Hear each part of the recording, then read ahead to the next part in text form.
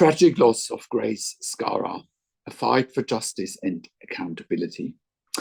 My name is Patrick Hutzel from intensivecarehotline.com, and today I want to talk about the tragic loss of Grace Schara, a fight for justice and accountability. Grace Schara was a 19-year-old teenager who died in October 2021 at St. Elizabeth's Hospital in Wisconsin in the USA under harrowing circumstances. I've had Scott Schara on my podcast a while ago to talk about his horrific experience with his daughter passing in ICU at St. Elizabeth's Hospital in Wisconsin under these harrowing circumstances. So the story has again made headlines in the last few weeks because Scott and his family are suing the hospital, and the case has finally gone to trial. And I want to read out an article that has been published in the last few days from Mary Talley Bowden, MD. It's a newsletter that I'm subscribing to, but you know, the case, like I said, has been in the public arena for quite some time, and I have had Scott Schara on my podcast, and I will put a link towards my interview with Scott. So let's read out what's been written about Grace and the case that's in front of the courts. In October 2021, Scott Schara's 19-year-old daughter, Grace, who had Down syndrome, died at St. Elizabeth's Hospital in Wisconsin under harrowing circumstances. Her story reveals a disturbing intersection of hospital protocols, medical negligence, and systemic failures during the COVID-19 pandemic. Grace's death, which her family alleges was a result of intentional misconduct, has led to a groundbreaking lawsuit set for trial in June 2025. The time of the recording of this video is the 7th of June. Potentially setting a precedent for accountability in healthcare. Grace, described by her father as a gift from God, contracted COVID-19 in September 2021. Initially, the Schara family followed the frontline COVID-19 Critical Care Alliance protocol using ivermectin and vitamins. However, a critical decision to purchase a pulse oximeter driven by pandemic propaganda proved fatal. When Grace's oxygen saturation dropped to 88%, the family, adhering to protocol recommendations, admitted her to the hospital on October 6, 2021. Scott later reflected that this reliance on a number without a baseline or understanding of oxygen saturation was a grave mistake. Grace, who merely had a cold, might still be alive had they not sought hospital care. Once admitted, Grace's condition was mismanaged. Despite initially stabilizing with oxygen, hospital staff escalated her treatment to high-flow oxygen devices like Vapotherm and BiPAP within 24 hours, often without clear communication to Scott and the Schara family, who was present as her advocate.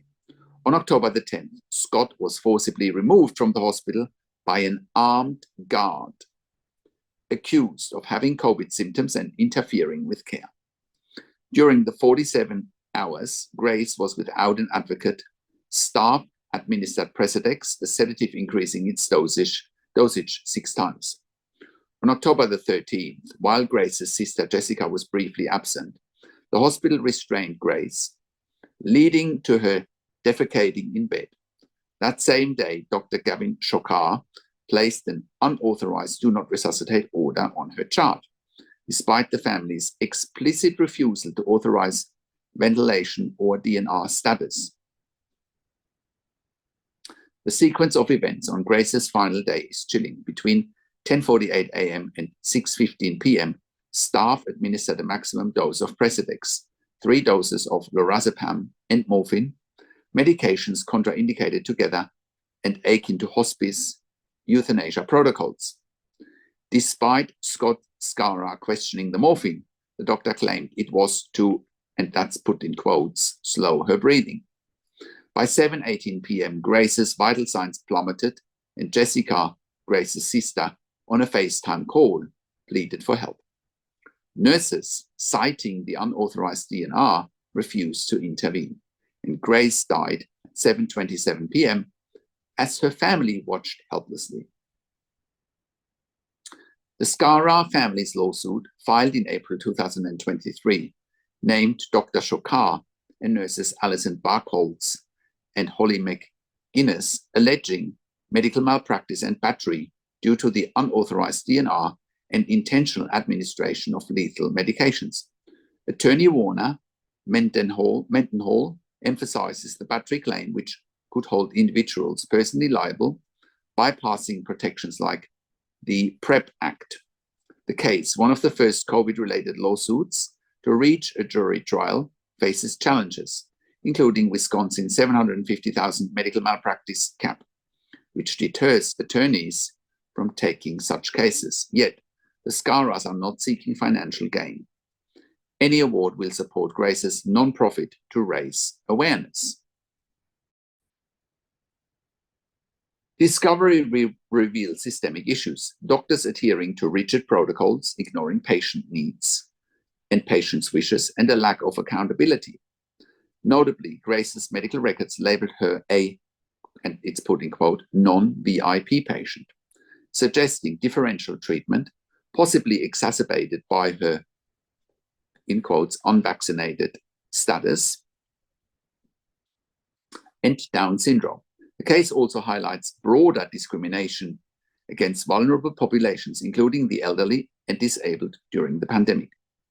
The trial started on June the 2nd, covered live by the Children's Health Defense, and is expected to span up to 4 weeks and will test the legal climate in Wisconsin, where hospitals wield significant influence. A victory could set a precedent, exposing hospital misconduct and prompting reform. Scott and Warner hope Grace's story will illuminate the erosion of the doctor-patient relationship and spur a revival of ethical medicine. For the Scaras, justice means ensuring Grace's death was not in vain, saving lives by challenging a broken system. To learn more about Grace, please visit the website in her honor at www.ouramazinggrace.net. It's quite a devastating situation for the Schara family. And like I said, I've had Scott Schara on my podcast in an interview, and it's just heartbreaking what him and his family had to go through. Whilst I disagree with, oxygen saturation dropped to 88%, it was probably the right thing for her to go to hospital from me as a registered nurse perspective.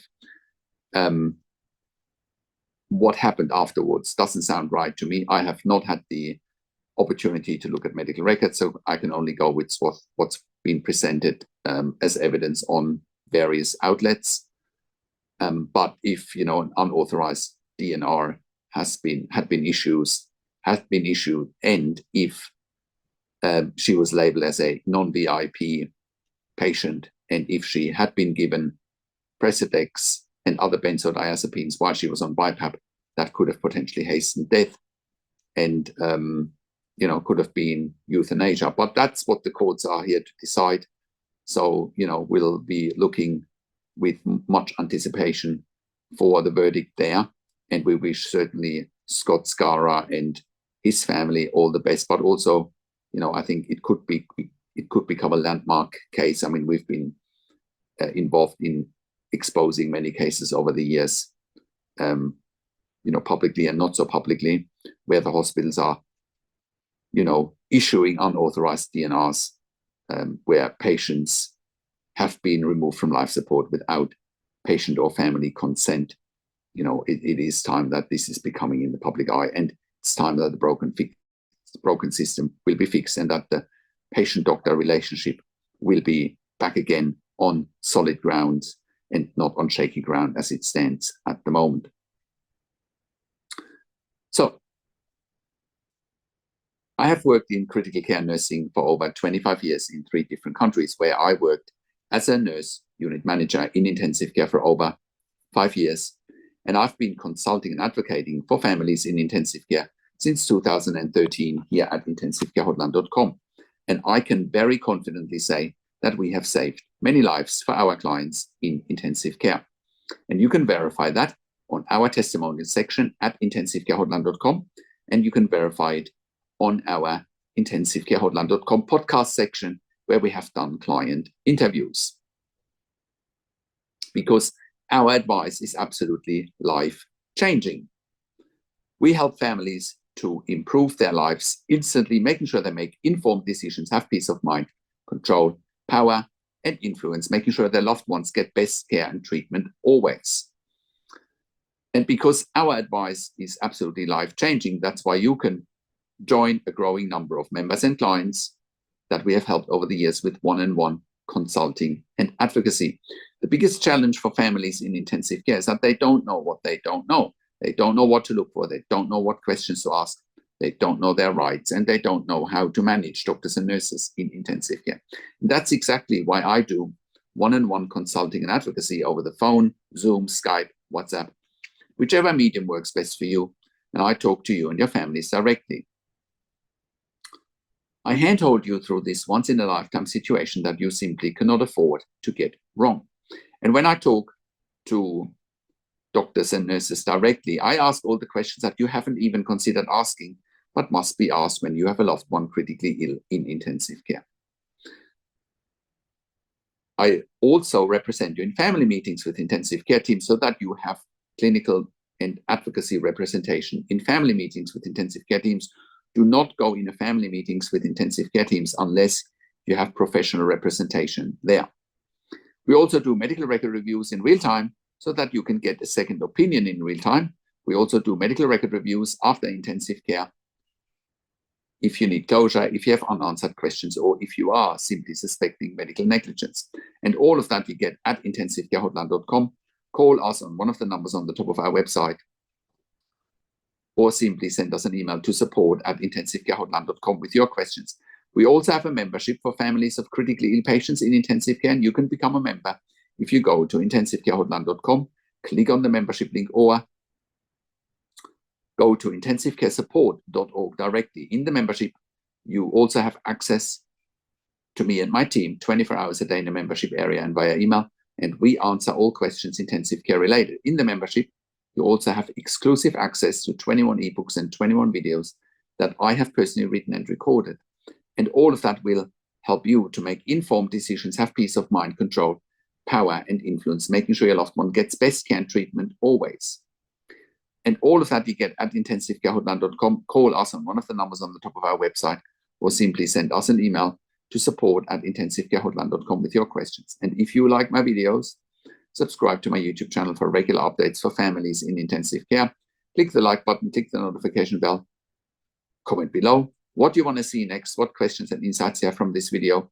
Share the video with your friends and families. I also do a weekly YouTube live where I answer your questions live on a show, and you will get notification for the YouTube live if you're a subscriber to my intensivecare.com email newsletter, or if you're a subscriber to my YouTube channel. Thank you so much for watching. This is Patrick Hutzel from intensivecare.com, and I will talk to you in a few days. Take care for now.